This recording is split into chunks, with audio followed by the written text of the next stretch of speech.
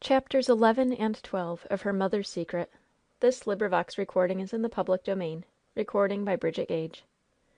CHAPTER 11 Father and Daughter.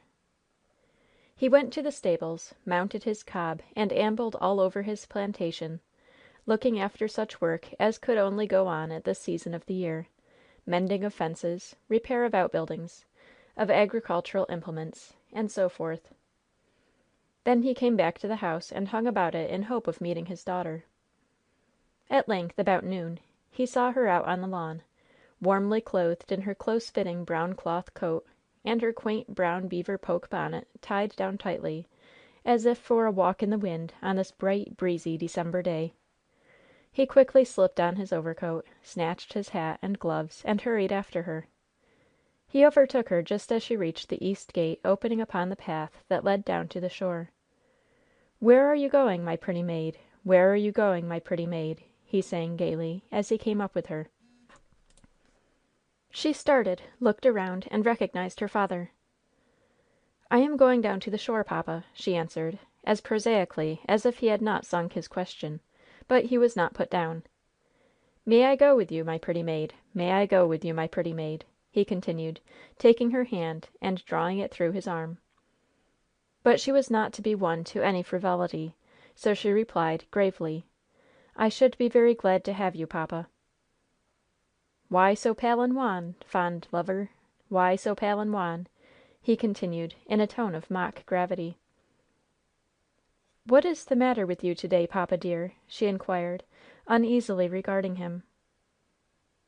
"Why do you ask? Because I quote old poetry?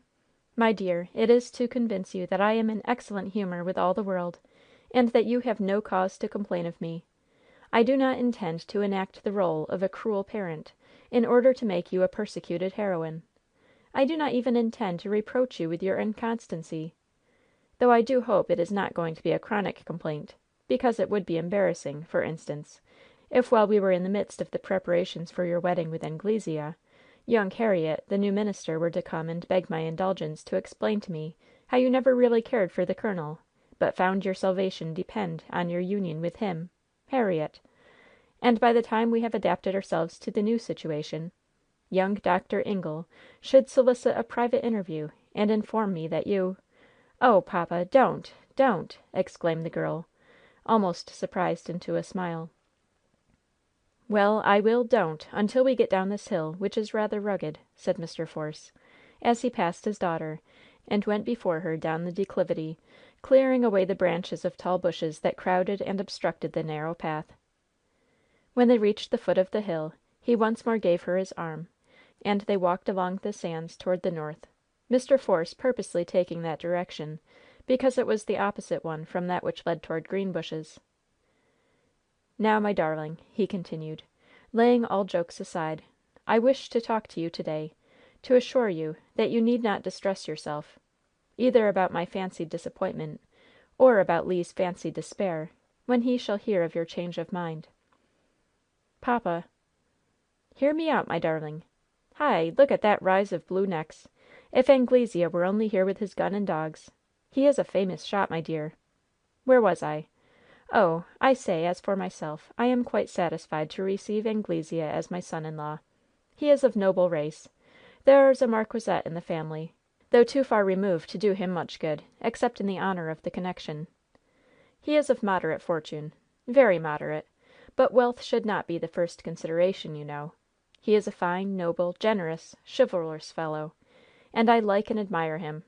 And more than this, more than all else, he is my dear daughter's choice, and as such I shall welcome him into the family circle." "Oh, papa, papa!" moaned Odalite, pierced through the heart by the thought of how little her father knew of the real character of the man, the real circumstances of the case, and how impossible it was for her to enlighten him. "Still so grave, my little one? It is of Leonidas you are thinking. Do not fret your tender heart about him, my darling girl. If you, after 3 years' separation from your boyish lover, have changed toward him, of which, in your secluded home, there was about 1 chance in 100 of your doing, be sure that he, in his long absence from his childish sweetheart, on his long cruise around the world, has half forgotten the baby girl he left behind, as there must have been 100 chances to 1 that he would. I think he will in time be able to console himself with your sister. It is all in the family, you know," he said, looking down quizzically at the young face by his side. But somehow the expression of that face did not convey the idea of any great satisfaction. Quite the contrary. Odalite looked ready to cry. "I do believe girls, with their lovers, are like dogs in the manger. They can't marry them all, and yet they are not willing that any other girl should have any of the rejected ones. Sweet angel! The girl of the 19th century!" "I do not think," murmured Odalite, breaking in upon her father's silent criticism, "I do not think, judging from Le's letters, that he has ever changed toward me. No, papa, I do not wish to justify myself by accusing Le." "Le's letters, my dear! Why, they afford the strongest proofs to my mind that he is not, and never has been, the least bit in love with you." Odalite looked up in surprise. "My dear, you have no experience, or you would never mistake Le's practical epistles for love letters. Why, you let all the family read them. You could not, if they were love letters." "Why, papa?" "Because, my dear, if they were, they would be much too silly to be shown. You would not think so, but you would have sense enough left to know that other people would, and so you would hide them. But Le's letters are laudably practical and fit to be shown to a deacon, as, for instance, this: 'Tell Beever he can stay on as overseer as long as you please, so he must look out and please you. Tell him I don't know anything about the relative merits of Durham or Alderney breeds of cattle, or Southdown sheep, or anything of that sort. I took my degree at a naval academy, not at an agricultural college, so you just buy what stock you like best, and if you don't know any better than I do, ask your father. He does.' That's the sort of love letters Le writes to you, my dear. A letter that he might have written to his attorney or to his overseer. And yet, showing in every line, in every word, his constant consideration for me, his wish to defer everything to me," sighed Odalite. "Showing the carelessness of the sailor rather than the devotion of the lover. But look you here, my little girl, how is this? Grieving, actually grieving for Le while you are loving and engaging to marry Anglesea? I do not understand it." "Oh, papa, it is only that I wish to be just to Le, and I wish you to be just to him. However you may blame my fickleness, do not blame him. He is not changed." "Tut, tut, my dear! Young naval officers, sailing all over the world, seeing all sorts of beautiful and attractive women of all races and nations, do not break their hearts about little, childish sweethearts left in their country homes, and whom they have not seen for years. Midshipman Leonidas Force, if he aspires to marry one of my daughters, must put up with the second Miss Force. Ay, and must wait until she is of suitable age. Now let us talk about the wedding.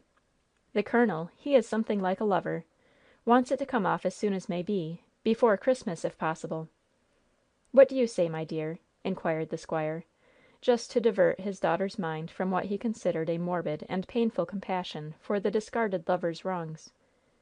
"It shall be just as my mother pleases, sir. I should like to leave everything to her," replied Odalite. "That is quite right. The mother is the proper one, of course.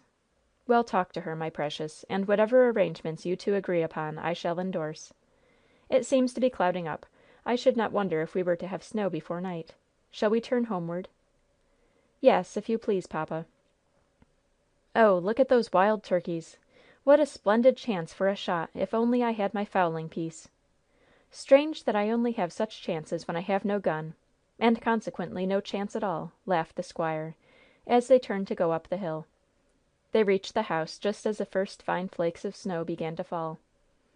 "It will be a white Christmas, with fine sleighing, after all, perhaps," said the squire, cheerily, as they entered the house. "Dinner has been waiting full half an hour, papa, and I would like to know where you and Odalite have been gadding to without saying a word to anybody. And I would like also to know oh, how I should like to know what has come to everybody in the house, that nobody but Elva and I and Miss Meeke have any common sense left!" exclaimed Wynnette, meeting the returning couple. "Whereas the simple and exact truth is, that you three are the real and only lunatics in the house, and, like all lunatics, think everybody else but yourselves mad," laughed the squire, as he led his eldest daughter straight to the dining room. CHAPTER XII. ODALITE AND LEONIDAS. Before the week was ended, Wynnette, as well as every other member of the family, knew "what was the matter." Beever, the overseer of Greenbushes, came to consult Miss Force about the size and quality of the Persian rugs to be bought for the bedrooms of the farmhouse. And Mr. Force, in the presence of the whole family, said that henceforth all these consultations were to be suspended, as Miss Force had nothing further to do with the fitting up of the house. This caused much surprise, not only to the overseer, but to Wynnette and Elva, who became importunate in their inquiries, and in a manner compelled an explanation. Great was the indignation of those two young ladies on learning that their dear Le was to be thrown over for the sake of that big yellow dog, Col. Anglesea. Wynnette and Elva went off to take secret counsel together. Wynnette declared that she meant to talk to Odalite about it, and also to Col. Anglesea, and to tell him, if need were, that he was no gentleman to come into the house to cut out. No, I won't say cut out either, for it is vulgar. I will say supplant. That is the word. And I will say something better than I first thought of, too. I will stand straight up before him, and lift up my head and look him straight in the face, and I will say to him: 'Col. Angus Anglesea, do you consider it conduct becoming an officer and a gentleman to come into this house to supplant a gallant young midshipman, who is serving his country, in the affections of his betrothed bride?'" "Oh, that will be splendid, Wynnette! What book did you get it out of?" innocently inquired Elva. "Book? No book! Every good thing I say you think comes out of a book, but it came out of my own head." "What a splendid head you have, Wynnette!" "Yes, I guess people will find that out some of these days." "Col. Anglesea will, won't he? Now you say that to him, Wynnette, just as you said it to me." "That will fetch him. No, not fetch him. That is vulgar, too. Make an impression on him. That is what I mean, Elva." "Yes, and I do think that he would feel so ashamed of himself that he would turn right around and go home." "I hope he may," said Wynnette. "But if he should stay and marry Odalite, in spite of all, oh, what will poor Le do?" said compassionate little Elva. "Don't know, I'm sure, but I know what I would do." "What would you do, Wynnette?" "Have the satisfaction of a gentleman." "And what is that?" "Call the rapscallion no, I mean the diabolical villain out and shoot him." "Oh, Wynnette! Is that the satisfaction of a gentleman? To commit so great a sin?"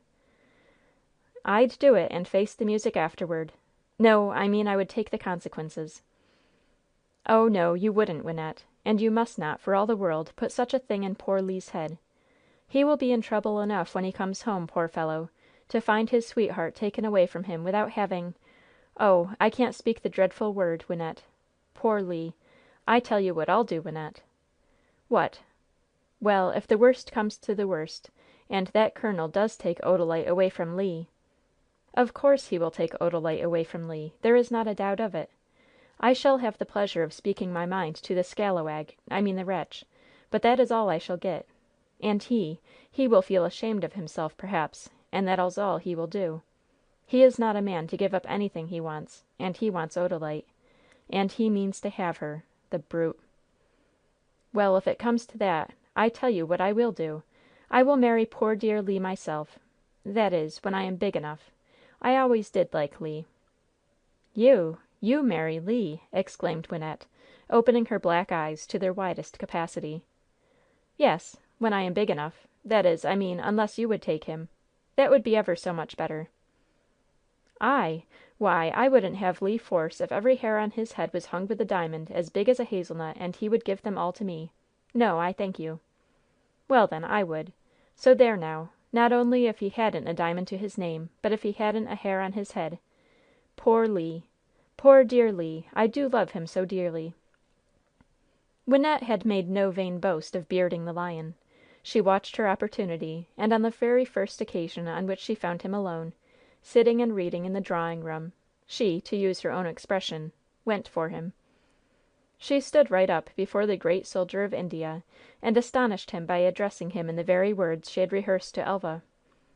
Col. Anglesea threw himself back in his chair and gave way to a peal of laughter, and when he recovered his breath, patted her on the head and said, mockingly: "You will forgive me, and thank Odalite, when you discover that we have got married on purpose to leave the gallant young middy to you, so that you shall not be an old maid." "Thank you, sir. No one shall make a match for me. And since my peaceful mission to you has failed, I must leave you to be taken in hand by the gentleman you have robbed. He will call you to a strict account." So saying, the small young lady threw up her head and with great dignity marched out of the room. Her next effort in the absent lover's cause was with Odalite herself. She found her eldest sister in their mother's room, where a colored maidservant was engaged in unpacking a case just arrived from New York, and carefully extricating from its interior a rich white dress of velvet and swansdown, garnished with orange blossoms, and which was elaborately folded, with white tissue paper between every surface.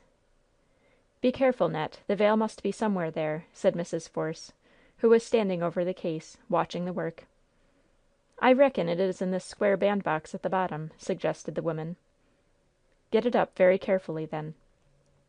Odalite, sitting back in an easy chair, seemed languid and indifferent to what was going on before her. "Is that the wedding dress?" inquired Wynnette, when the elegant structure was laid out at length upon the bed, the train hanging from the foot far down on the carpet.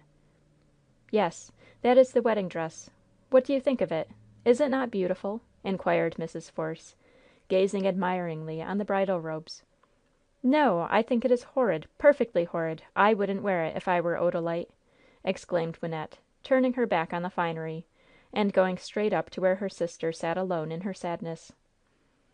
Disregarding the presence of others in the room, the impetuous little lady struck at once into the middle of her subject. "Odalite, it is not true, it cannot be true, that you are going to throw over your own dear, true love, our own darling Le, whom we have known all our lives, just to marry that foreign beat whom nobody knows anything about. I mean that British colonel who is almost a stranger to us." Wynnette was terrified at the result of her question. Odalite bent forward, threw her arms around her sister's neck, and burst into a storm of sobs and tears. Mrs. Force wisely forbore to interfere. The colored woman looked on philosophically. She had seen hysterical brides before now. Wynnette clasped her sister close to her bosom, and cried for company. Presently Odalite raised her head, wiped the traces of tears from her face, and taking the hands of her sister, looked earnestly up to her, and speaking more solemnly than she had ever done before, said: "Father and mother have consented that I may. Wynnette, if you love me, never, never speak to me of this again." The little girl kissed her sister in perfect silence, saying to herself: "He has bewitched her, that's where it is. He must have learned magic when he was in India, and he has bewitched her." A joyful commotion in the hall below, a chorus of voices in glad surprise, and of dogs in eager, welcoming barks, attracted the instant attention of all who were present in the room. "Oh, mother, what is it? What is it? Oh, mother!" exclaimed Odalite, half rising, then sinking back and grasping the arm of her chair, pale as death. But before Mrs. Force could go to her daughter, the door was unceremoniously burst open by an excited negro girl, who, with her eyes starting, and her hair bristling, not with horror, but with delight, burst into the room, exclaiming: "Marse Le is come home! Marse Le is come home! 'Deed he is, missus! 'Deed he is, Miss Odalite!" And in another instant the young sailor rushed into the room with a joyous bound, almost whooping: "Here I am, aunty! Here I am, cousins! Ship reached New York yesterday morning, and here I am to day! And old Joshua knew me, indeed he did, after 3 years! Where is she? Where is she? Where is my pet?" he asked eagerly, after hastily kissing and hugging everybody who had put themselves in the way between him and the fainting girl; and looking eagerly all around for her, he caught sight of her reclining in her easy chair. He made an impetuous dash forward, caught her in his arms, strained her to his heart, and covered her face with kisses, before he perceived her condition.